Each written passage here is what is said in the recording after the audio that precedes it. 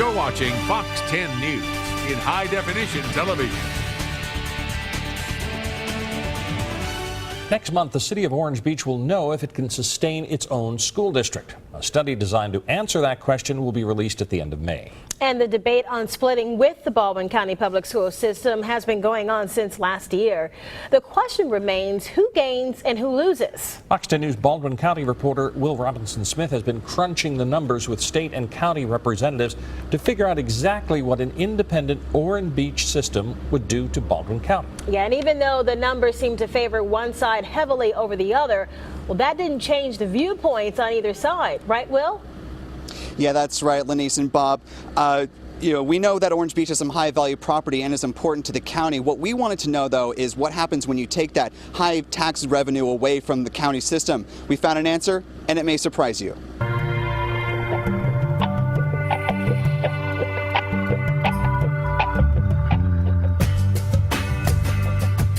Around this time of year, the city of Orange Beach is packed with tourists, eager to take in the beach and the coastal lifestyle.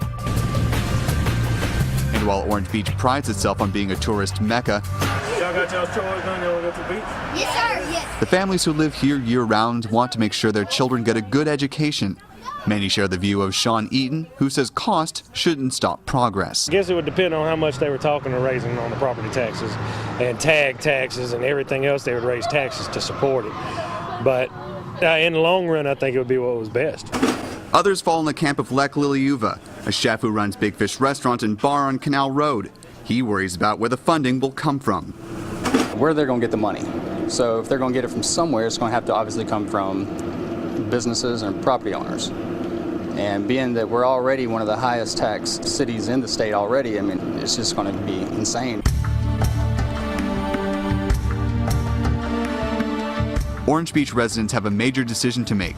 Soon, a feasibility study will be released that will show if the town can create and maintain its own school system.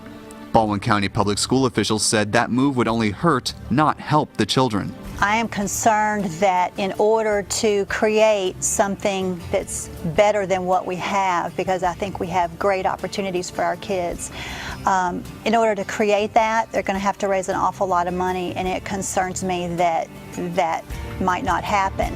So can you explain to me again, can you say how you know that it's for? When you look at the student population, there are only 816 students from Orange Beach on Paradise Island, more than half of whom are here at Orange Beach Elementary. Baldwin County School Board member Angie Swiger represents both Orange Beach and Gulf Shores. 7 years ago, when Orange Beach and Gulf Shores considered breaking away from the county school system, Swiger was all for it. Now, she has a different viewpoint. We made a lot of changes. We had a new superintendent in, shrunk the size of central office, and put the dollars back in the classroom, and started paying more attention to the needs here. Orange Beach Mayor Tony Kennan says he's seen changes too, only not for the better. I'm extremely frustrated that in Baldwin County we have become accepting of this academic mediocrity, this lowest common denominator. We researched our schools. Our schools are average or below. In a county that's average or below in the state, in a state that's 49th in the nation. I sat down with Baldwin County School Chief Financial Officer John Wilson to find out what a move like this means financially for the county system and for Orange Beach.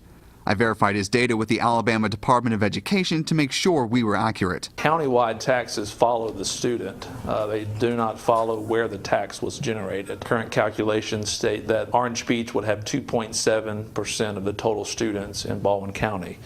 And so basically how the countywide taxes would be split would be Orange Beach would get 2.7% of those countywide taxes based on their student enrollment.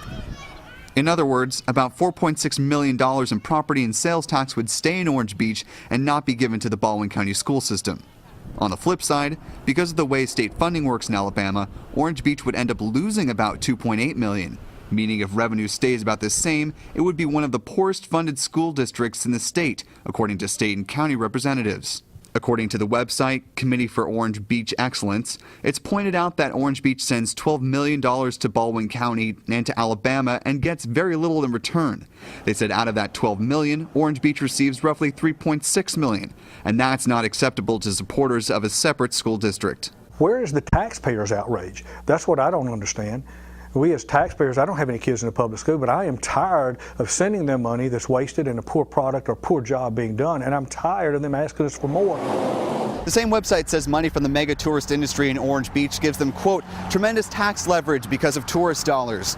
Pro-Orange Beach school system organizers say that for every $1 a full-time resident pays in city taxes, about $7 is earned by the city from non-full-time residents and tourists. The city is waiting for the return of a feasibility study that would show them exactly how much it would cost to start up their own system. But the state estimates that Orange Beach needs to raise about $5.5 million to get back to the current county level funding. That's according to Wilson and the Alabama Department of Education. Baldwin County School Board member Angie Swiger says the school board won't fight whatever decision Orange Beach officials ultimately make. She just hopes they think it through. Just want people to make a good decision and to educate themselves on the issues, and I want them to know what they're getting into to make sure that they make the right decision for their kids. Now, as for Baldwin County, it stands to gain about $2.5 million because it would bring in more from state revenue than it would lose in countywide taxes. Now, that feasibility study that we talked about earlier, that's going to come out and it's going to be presented in a town hall meeting on April 20th. We'll be sure to let you know what comes out in that when it does. For now, reporting live in Bay Minette, I'm Will Robinson-Smith for Fox 10 News. That would be on May 20th. Thanks, Will. A lot of other people are also upset with the Baldwin County school system for another reason.